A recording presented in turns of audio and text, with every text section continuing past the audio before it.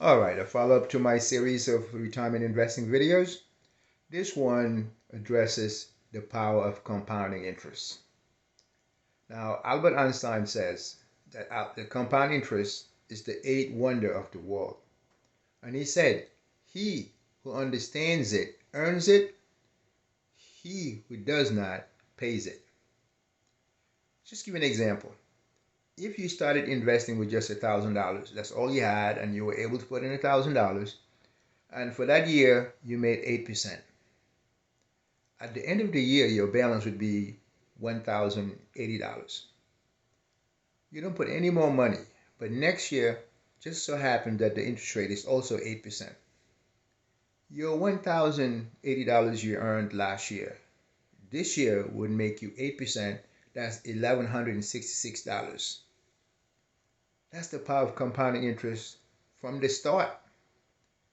What the 401k, 403b program gives you is exactly the advantage to maximize the power of compounding interest. Because whether you start at age 18, 20 till age of 65 and leave your money until age 70 and a half, it doesn't matter. What you do have legally is the benefit of making money on your money as you go. There's a saying that goes, the money makes more money. That's exactly the benefit of compound interest. In our checking account and savings account, every single year, no matter how meager amount we make out of a checking or savings, because obviously that's not the goal for a long-term investment, it's just a savings account, you still get a 1099 or a W-2, a tax form in the mail that says, okay, you made $8 last year, so you have to pay tax on it. Every time you pay tax on your savings, you are actually slowing down the growth. The opposite of that is the advantage of compound interest. Every earnings, every money you make makes more money. So your beginning balance or your principal is bigger every year. So it's like going from point A to point B. Every mile you travel forward, the legal speed limit increases. You get to your destination quicker. Now, one thing you want to keep in mind when investing for retirement, mostly if you're a younger investor, no matter what age really, is that temptation is out there. Sometimes when you start at 20 and at 30 you look at your account balance, you're looking at $50,000 in it, and you just read a magazine or you watch a certain YouTube show and you find out there's a Porsche 911 or a BMW M3 or whatever the car may be that you're interested in.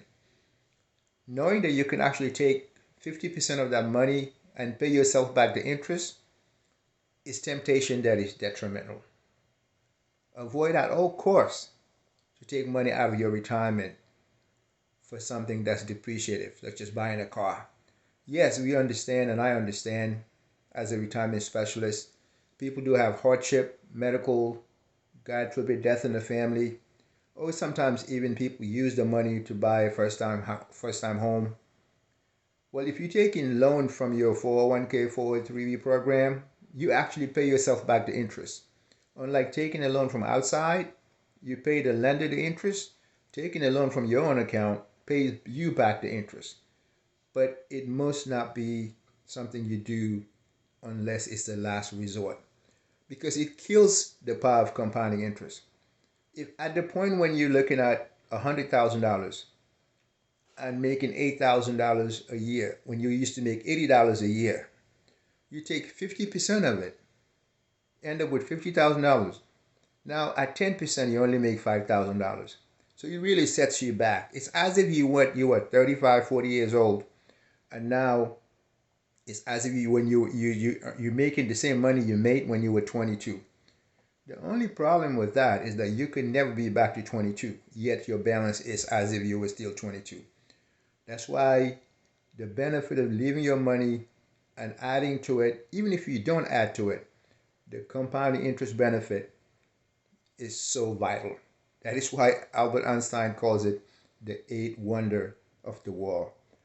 He who understands it earns it. He who does not pays for it. Thank you for your attention. Please subscribe. Appreciate you. God bless.